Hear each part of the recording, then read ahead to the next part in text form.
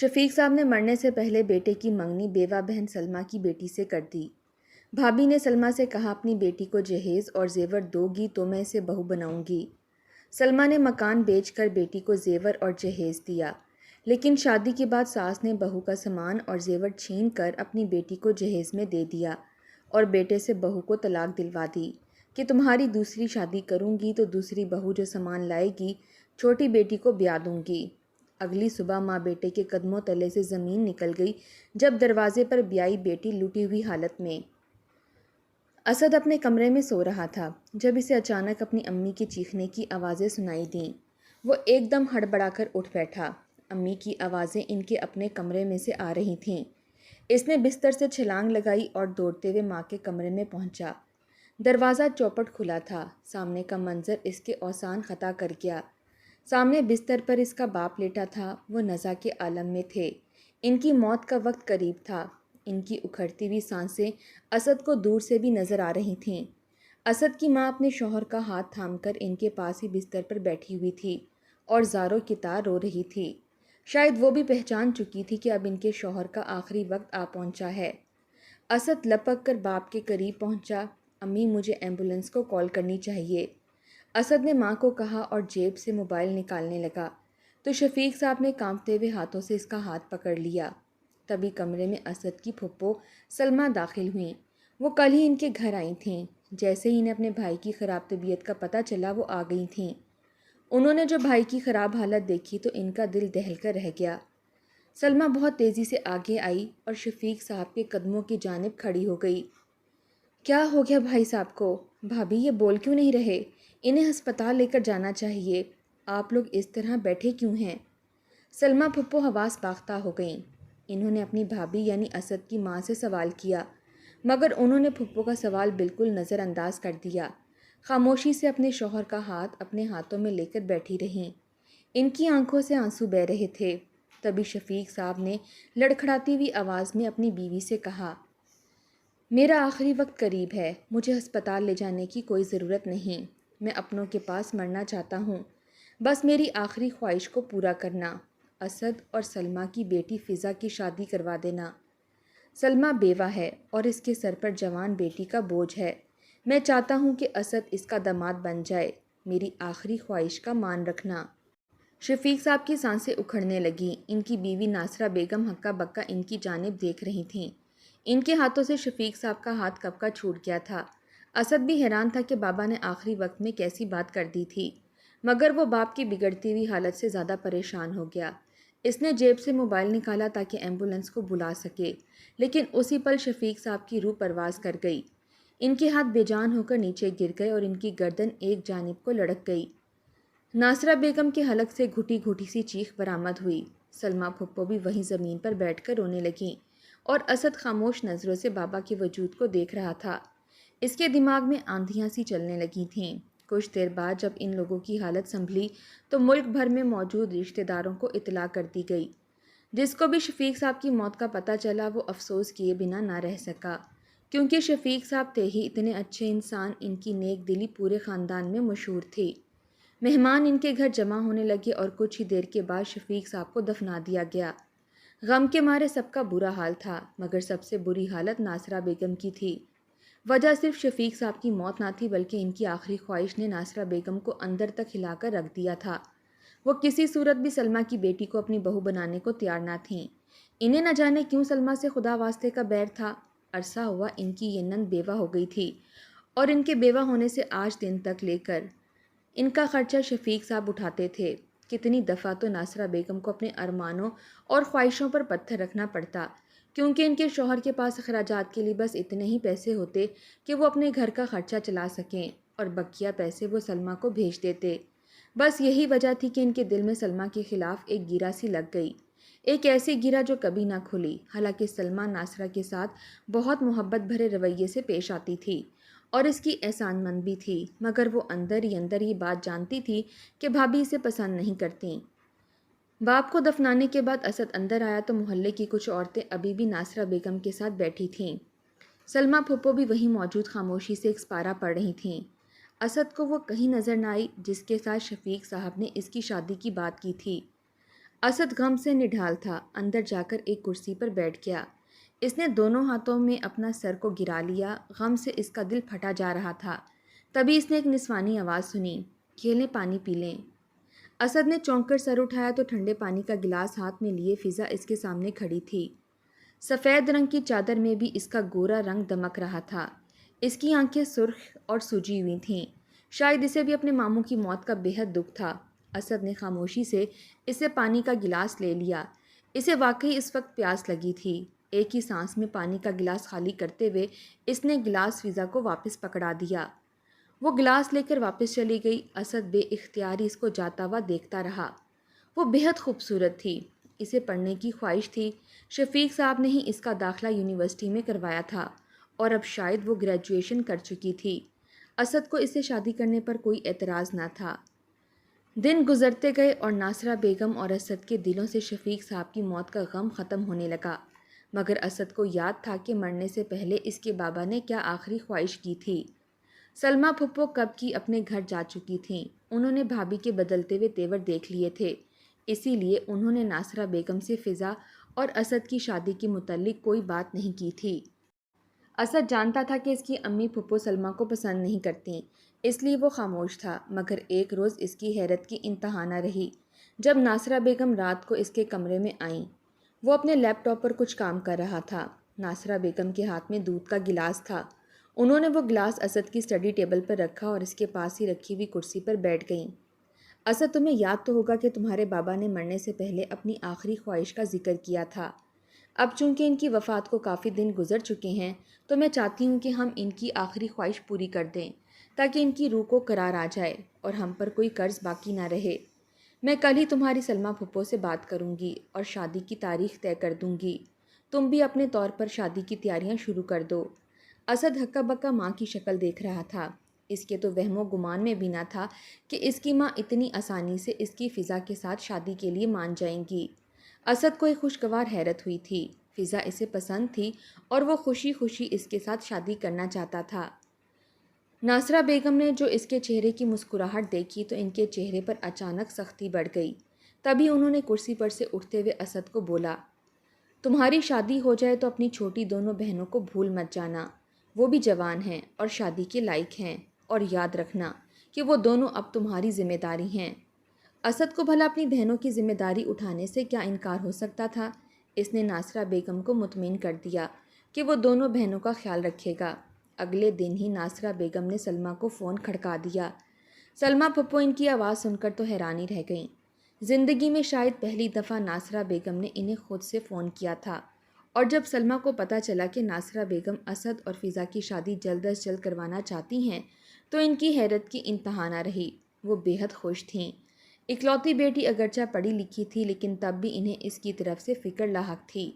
خاندان بھر میں لوگوں کو پتہ چل گیا کہ اسد اور فضا کی شادی ہو رہی ہے۔ جس نے بھی سنا وہ ناصرہ بیگم کی اعلیٰ ظرفی کا قائل ہو گیا۔ سلمیٰ پھپھو کے پاس اتنی گنجائش نہ تھی کہ وہ اپنی بیٹی کو قیمتی جہیز دیتیں، اس لیے سبھی جانتے تھے کہ وہ 2 جوڑوں میں فضا کو رخصت کریں گی۔ دونوں گھروں میں شادی کی تیاریاں ہونے لگیں اور مہندی کا دن آن پہنچا۔ اسد کے گھر میں بے شمار مہمان آئے ہوئے تھے۔ رات ہوئی تو ناصرہ بیگم اپنی بیٹی اور سارے مہمان سمیت مہندی لے کر سلمیٰ پھپھو کے گھر جا پہنچیں۔ ان کا شاندار استقبال کیا گیا۔ سلمیٰ پھپھو نے اپنی حیثیت کے مطابق گھر کو سجا رکھا تھا اور کھانے کا بھی انتظام کیا ہوا تھا۔ اسد بھی زبردستی ماں کے ساتھ چلا گیا تھا۔ اسے اور فضا کو جب مہندی کی رسم کے لیے ساتھ بٹھایا گیا تو سب نے ہی ان دونوں کو چاند اور سورج کی جوڑی قرار دیا۔ فضا پیلے رنگ کے جوڑے میں بے حد حسین لگ رہی تھی تو اسد بھی سفید کرتا شلوار میں کسی سے کم نہیں لگ رہا تھا۔ رسم کے دوران ہی اس نے اپنی ماں کو ڈھونڈنا چاہا مگر وہ کہیں نظر نہیں آ رہی تھیں۔ اتفاق سے سلمیٰ پھپھو بھی آس پاس کہیں نہ تھیں۔ کافی دیر کے بعد اسے سلمیٰ پھپھو ایک کرسی پر بیٹھی ہوئی نظر آئیں۔ ان کے چہرے پر اس قدر پریشانی تھی کہ اسد کو تھوڑی حیرت سی ہوئی۔ فضا بھی ماں کی جانب دیکھ رہی تھی۔ ان کا رنگ زرد پڑ رہا تھا۔ مہندی کی رسم مکمل ہو گئی تو ناصرہ بیگم خوشی خوشی بیٹے کو لے کر گھر واپس آ گئیں۔ آج تو ان کی چال ہی نرالی تھی، نہ جانے انہوں نے ایسا کیا کیا تھا کہ ان کے چہرے سے خوشی پھوٹ رہی تھی، مگر خوشی صرف ان کے گھر میں تھی۔ فضا کے گھر میں تو اس وقت موت کا سا سناٹا چھایا ہوا تھا۔ ناصرہ بیگم نے آج رسم کے دوران خاموشی سے سلمیٰ کے کان میں یہ بات کہہ دی تھی کہ اگر بیٹی کو میرے گھر بیانا چاہتی ہو تو اسے قیمتی جہیز دے کر رخصت کرو، اور اگر نہیں تو وہ کل بارات لے کر نہیں آئیں گی اور خاندان بھر میں بہانہ بنا دیں گی کہ اسد نے شادی سے انکار کر دیا ہے۔ سب جانتے تھے کہ اسد کس قدر ماں کا فرما بردار ہے، وہ کبھی بھی ماں کی بات سے انکار نہیں کرتا۔ اس وقت سلمیٰ بیگم روتی ہوئی جائے نماز پر بیٹھی تھیں۔ ان کے پاس تو مہمانوں کو کھانا کھلانے کے لیے بھی پیسے نہ تھے، یہ رقم بھی انہوں نے کسی سے قرض لی تھی، مگر اب یہ اتنی بڑی مصیبت ان کے سامنے تھی۔ فضا خاموشی سے ماں کا چہرہ دیکھ رہی تھی۔ اگر یہ سب کچھ ناصرہ بیگم شادی سے پہلے کہتیں تو یقیناً وہ لوگ انکار کر دیتے، مگر اب کل رخصتی تھی اور شادی سے ایک روز پہلے شادی کا ٹوٹنا ان کے لیے ایک بہت صدمے کی بات تھی۔ آخر سلمیٰ بیگم نے ایک فیصلہ کر لیا۔ انہوں نے اسی وقت ایک پراپرٹی ڈیلر کو فون کیا جو عرصہ دراز سے ان کا مکان خریدنے کے پیچھے پڑا تھا۔ سلمیٰ بیگم نے اونے پونے داموں میں مکان کو بیچ دیا۔ جو رقم پراپرٹی ڈیلر نے انہیں دی وہ ان کے مکان کی اصل قیمت سے آدھی تھی، مگر وہ اس وقت مجبور تھیں۔ انہوں نے اس رقم سے فضا کے جہیز کا بندوبست کر دیا۔ اگلے روز جب بارات آئی تو سلمیٰ بیگم نے خاموشی سے سارا جہیز بارات کے ساتھ بھیج دیا۔ ناصرہ بیگم بے حد حیران تھیں کہ سلمیٰ نے آخر جہیز کا بندوبست کس طرح کیا، مگر وہ خوش تھیں۔ اسد حیران تھا کہ آخر سلمیٰ پھپھو کے پاس اتنی رقم کیسے آئی کہ انہوں نے جہیز بھی دے دیا، مگر وہ خاموش رہا۔ آج اس کی شادی کا دن تھا، وہ سرشاری کی سی کیفیت میں تھا۔ فضا خاموشی سے رخصت ہو کر اسد کے گھر آ گئی، مگر اس کے دل میں خوشی کی ایک رمق بھی نہ تھی۔ اس کی ماں بے گھر ہو چکی تھی۔ بیٹی کو رخصت کر کے سلمیٰ خود کرائے کے مکان میں شفٹ ہو گئی۔ فضا کی شادی کو کئی روز گزر چکے تھے۔ اسد ایک بہت اچھا شوہر ثابت ہو رہا تھا، وہ اس کا ہر ممکن طریقے سے خیال رکھنے کی کوشش کرتا۔ ناصرہ بیگم اور نندوں کا رویہ بھی اس کے ساتھ مناسب ہی تھا، مگر وہ ایک بات دیکھ رہی تھی کہ اسد ناصرہ بیگم کا بے حد فرما بردار تھا۔ اگر وہ کہتی رات ہے تو وہ آنکھیں بند کر کے تسلیم کر لیتا، اگر وہ کہتی دن ہے تو وہ سارا دن یہی مالا جھپتا رہتا۔ ماں کی کسی بات سے اختلاف کرنا اسد کے بس میں نہ تھا۔ فضا آہستہ آہستہ اپنے گھر کے ماحول میں سیٹ ہونے لگی۔ اس کے دل میں ابھی تک غم موجود تھا کہ اس کی شادی کے لیے اس کی ماں کو اپنا گھر بیچنا پڑا، مگر اس نے کوشش کی کہ وہ اس سب کو بھول جائے اور ان گھر والوں کو اپنا بنا لے۔ تبھی اس کی بڑی نند کے رشتے کی بات چیت ہونے لگی۔ جن لوگوں میں رشتہ طے ہوا تھا، فضا کو ایک نظر میں وہ ذرا لالچی سے لگے۔ للچائی ہوئی نظروں سے گھر میں موجود سامان کو دیکھ رہے تھے، جو زیادہ تر فضا کے جہیز کا تھا۔ انہوں نے شادی کی شرائط میں واضح طور پر کہا کہ انہیں لڑکی کے گھر والوں سے سونے کا سیٹ اور لمبا چوڑا جہیز چاہیے، مگر فضا تب حیران رہ گئی جب ناصرہ بیگم نے انہیں ہاں کہہ دی اور کہنے لگیں، آپ فکر مت کیجیے، بس میری بیٹی کی خوشیوں کی ضمانت دیں تو آپ جتنا جہیز مانگیں گی میں آپ کو اتنا ہی دے دوں گی۔ اسد بھی حیران تھا کہ آخر ناصرہ بیگم جہیز کا بندوبست کہاں سے کریں گی، کیونکہ اس کے پاس تو اتنی رقم ہی نہ تھی کہ وہ کچھ سامان تو دے سکتا تھا، مگر اتنا شاندار جہیز اس کے بس کی بات نہ تھی۔ بہن کی شادی سے 2 روز قبل ناصرہ بیگم نے اسد کو اپنے کمرے میں بلایا اور کہنے لگیں، فضا کو اس کی ماں کے گھر چھوڑ آؤ، بعد میں تو شادی کے ہنگامے شروع ہو جائیں گے، وہ اپنی ماں سے مل ہی نہیں سکتی۔ سلمیٰ کی طبیعت خراب ہے، وہ شادی میں شرکت نہیں کر سکتی، اسی لیے بہتر یہی ہے کہ فضا خود جا کر اس سے مل لائے۔ اسد بھلا ماں کی بات سے انکار کرنے کی جرت کیسے کر سکتا تھا، حالانکہ وہ چاہتا تھا کہ فضا دن رات اس کے ساتھ رہے۔ اس نے فضا کو جب چلنے کا کہا تو وہ خاموشی سے اسد کو دیکھ کر رہ گئی۔ نہ جانے کیوں اس کا دل کھٹک رہا تھا کہ کچھ نہ کچھ برا ہونے والا ہے۔ اسد خاموشی سے اسے سلمیٰ کے گھر چھوڑ آیا، مگر اس پر قیامت تب ٹوٹی جب اس نے گھر میں قدم رکھا۔ گھر میں کئی مزدور فضا کے جہیز کا سامان اٹھا کر باہر کھڑے ہوئے ٹرک میں رکھ رہے تھے۔ ناصرہ بیگم ان کی نگرانی کر رہی تھیں۔ اسد تو حیران ہی رہ گیا، وہ لپک کر ماں کے پاس آیا۔ امی، یہ سب آپ کیا کر رہی ہیں؟ یہ تو فضا کا سامان ہے، آپ نے تو میرا پورا کمرہ خالی کر دیا ہے، آخر یہ سامان کہاں بھجوا رہی ہیں آپ؟ اسد کے سوال پر ناصرہ بیگم نے سخت نظروں سے اسد کو گھورا اور کہنے لگیں، یہ سامان تمہاری بہن کے ہونے والے سسرال جا رہا ہے، اسے جہیز دینے کے لیے ہمارے پاس رقم نہیں، اسی لیے فضا کا سارا جہیز تمہاری بہن کو دے رہی ہوں۔ اس کا گھر بسانے کے لیے یہ بے حد ضروری ہے، اور اب بہتر یہی ہے کہ تم بھی فضا کو طلاق دے دو۔ اس لڑکی کا ہمارے گھر میں جتنا کام تھا وہ پورا ہو چکا ہے، مجھے اس کے جہیز کی ضرورت تھی تاکہ میں اپنی بیٹی کی شادی کر سکوں، اور آج میری ضرورت پوری ہو گئی ہے۔ اب تم دیر مت کرو اور اسے اس کی ماں کے گھر میں ہی طلاق بھیج دو۔ اسد کے سر پر تو گویا ساتوں آسمان ٹوٹ پڑے۔ وہ فضا سے اندر ہی اندر محبت کرنے لگا تھا۔ اس نے احتجاج کرنے کی معمولی سی کوشش کی، مگر ناصرہ بیگم کی سخت آواز نے اس کے احتجاج کا وہیں گلا گھونٹ دیا۔ اس نے بجھے دل کے ساتھ خاموشی سے فضا کو طلاق بھجوا دی۔ ماں کے گھر میں فضا جو اس کے آنے کا انتظار کر رہی تھی، جب اس کے ہاتھ میں ڈاک سے طلاق نامہ موصول ہوا تو وہ وہیں زمین پر بیٹھتی چلی گئی۔ وہ تو سوچ بھی نہ سکتی تھی کہ اسد اس کے ساتھ اس طرح کرے گا۔ ناصرہ بیگم نے دھوم دھام سے بیٹی کو بیاہ دیا۔ اس کے سسرال والے اس قدر قیمتی جہیز دیکھ کر بے حد خوش ہوئے۔ ناصرہ بیگم فخر سے گردن اکڑائے ہر ایک کو یہی کہتی کہ آخر پہلی بیٹی کی شادی کر رہی تھی، اتنا جہیز بھی نہ دیتی تو کیا فائدہ میری ماں ہونے کا۔ اسد بزدلوں کی طرح ماں کی بات میں ہاں ملاتا رہا۔ وہ اندر ہی اندر دکھی تھا، مگر اس میں اتنی ہمت بھی نہ تھی کہ اپنی ماں کے سامنے اپنے غم کا اظہار کر سکتا۔ بیٹی کو رخصت کر کے ناصرہ بیگم ہال سے گھر آئیں تو بے حد خوش تھیں۔ انہوں نے اسد کا اترا ہوا چہرہ دیکھ لیا تھا۔ اسد خاموشی سے اپنے کمرے میں جانے لگا تو انہوں نے اسے آواز لگائی، اسد میری بات سنو۔ اسد مڑ کر ان کے چہرے کی جانب دیکھنے لگا۔ وہ اس کے پاس رکھی ہوئی کرسی پر بیٹھ گئیں اور اسد کو بھی اپنے سامنے بٹھا لیا۔ پھر کہنے لگی، میں جانتی ہوں کہ تم اپنا گھر برباد ہونے پر افسردہ ہو، مگر تم فکر مت کرو، میں تمہارے لیے چاند سی لڑکی ڈھونڈوں گی جس سے تمہاری شادی کرواؤں گی۔ دیکھنا وہ فضا سے بھی کئی گنا زیادہ مالیت کا جہیز لے کر آئے گی۔ تمہارے باپ نے زندگی بھر سوائے سلمیٰ کو اور اس کی بیٹی کو پالنے کے اور کوئی کام نہیں کیا۔ میرے پاس کوئی خزانے نہیں ہیں جن سے میں تمہاری بہنوں کا بیاہ کروں۔ آج کل لڑکے والے اعلیٰ قسم کے جہیز کی ڈیمانڈ کرتے ہیں۔ جب تک تمہاری دوسری بہن کے لیے جہیز کا انتظام نہیں ہوگا وہ بھی یہیں بیٹھی رہ جائے گی۔ میں چاہتی ہوں کہ تم دوسری شادی کرو اور تمہاری دوسری بیوی جو جہیز لائے وہ سب میں تمہاری چھوٹی بہن کو دے دوں اور اس کی شادی کر دوں۔ اس طرح تم اور میں اپنے فرض سے سبکدوش ہو جائیں گے۔ اس کے بعد تم جس سے چاہو گے شادی کر لینا۔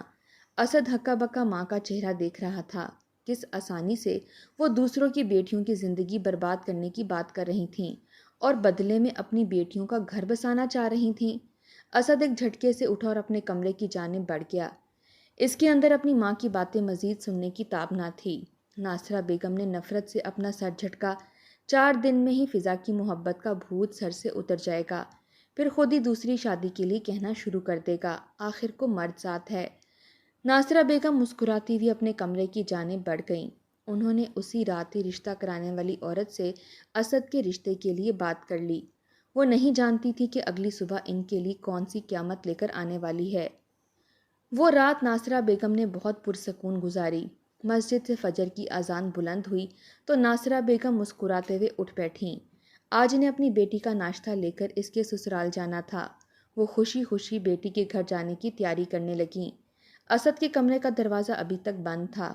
ان کی مدد کروانے کے لیے چھوٹی بیٹی موجود تھی۔ چائے کا کپ میز پر رکھتے ہوئے انہوں نے اپنی چھوٹی بیٹی کی سر پر پیار سے ہاتھ پھیرا اور کہنے لگیں، تم دیکھنا، بہت جلد میں تمہاری بھی شادی ایک اچھے گھرانے میں کر دوں گی، اور جتنا جہیز میں نے الشبا کو دیا ہے اس سے 2 گنا جہیز میں تمہیں دوں گی، کیونکہ اس بار میں اسد کی شادی کسی دولت مند گھرانے میں کروں گی جو بیٹی کو زیادہ جہیز دیں۔ اسد کی چھوٹی بہن ڈٹھائی سے مسکرا دی۔ شاید ان میں کسی کے اندر بھی خوف خدا نہ تھا۔ تبھی ڈور بیل بجی۔ ناصرہ بیگم چونک اٹھی۔ اتنی صبح صبح کون آ گیا؟ انہوں نے بیٹی کو اشارہ کیا ناشتے کے برتن ٹیبل سے اٹھا لے اور خود دروازے کی جانب چل دیں۔ کوئی تھا جو دیوانہ وار بیل بجائی جا رہا تھا۔ ناصرہ بیگم بڑبڑانے لگیں، آ رہی ہوں بھائی، صبر تو کرو، صبح صبح دروازہ پیٹنا شروع کر دیا ہے۔ ڈولتے ہوئے ناصرہ بیگم دروازے کے پاس پہنچیں اور گیٹ کھول دیا۔ باہر جو منظر انہوں نے دیکھا اس نے ان کے اوسان خطا کر دیے۔ ان کے پیروں تلے سے زمین نکل گئی۔ دروازے کے عین سامنے ان کی بیٹی الشبا کھڑی تھی جس کی کل رات ہی رخصتی ہوئی تھی۔ ناصرہ بیگم نے پھٹی پھٹی آنکھوں سے اسے سر سے لے کر پیر تک دیکھا۔ وہ ایک سادہ سے لباس میں تھی جو جگہ جگہ سے پھٹا ہوا تھا۔ اس کے گال پر تھپڑ کا نشان چھپا ہوا تھا اور ہونٹ سے خون بہہ کر جم چکا تھا۔ وہ لٹی پھوٹی حالت میں آنسو بہاتے ہوئے گیٹ کے باہر کھڑی تھی۔ ناصرہ بیگم نے لپک کر اسے گلے سے لگا لیا۔ وہ بلک بلک کر رونے لگی۔ کیا ہوا میری بچی، یہ سب کس نے کیا ہے؟ تمہاری یہ حالت کیسے ہوئی؟ تم صبح صبح یہاں کیوں آئی ہو؟ ناصرہ بیگم کا دل پھٹا جا رہا تھا۔ الشبا نے بڑی مشکل سے خود پر قابو پایا اور آنسو صاف کرتے ہوئے بولی، امی یہاں سے جانے کے بعد تو سب بالکل نارمل تھا۔ میرا شوہر کمرے میں آیا اور مجھے منہ دکھائی بھی دی، مگر صبح 6 بجے کے قریب اچانک میرے شوہر نے مجھے تھپڑ مار کر اٹھایا۔ میں حیرت کے مارے اس کا چہرہ دیکھ رہی تھی۔ جب دروازہ کھول کر میری ساس اور نندیں اندر داخل ہوئیں، ان سب نے مل کر مجھے مارا۔ ان کا کہنا تھا کہ انہوں نے صرف جہیز کا مال بٹورنے کے لیے شادی کی تھی، ورنہ انہیں مجھ جیسی کم صورت لڑکی کی ضرورت نہیں تھی۔ میرا شوہر بھی ان کی ہاں میں ہاں ملا رہا تھا، لیکن سب نے مل کر مجھے دھکے مار کر گھر سے نکال دیا۔ شادی میں جو مہمان تھے وہ سبھی ان کے اصلی رشتہ دار نہیں تھے، اور نہ ہی یہ لوگ اس شہر میں رہتے ہیں۔ جس گھر کو انہوں نے اپنا بتایا تھا وہ بھی کرائے کا تھا۔ میری تو زندگی برباد ہو گئی۔ الشبا روتے ہوئے پھر سے ان کے گلے لگ گئی۔ ناصرہ بیگم تو جہاں کی وہاں کھڑی رہ گئیں۔ انہوں نے جو کچھ فضا کے ساتھ کیا تھا وہی سب کچھ پلٹ کر ان کی بیٹی کے ساتھ ہو گیا تھا۔ وہ نہیں جانتی تھیں کہ مکافات عمل ہر انسان کے لیے یکساں ہوتا ہے۔ انہوں نے خود اپنے ہاتھ سے جو گڑھا فضا اور سلمیٰ کے لیے کھودا تھا، اس میں اپنی بیٹیوں سمیت جا گری تھیں، مگر اب پچھتانے کے سوا کچھ نہیں کر سکتی تھیں۔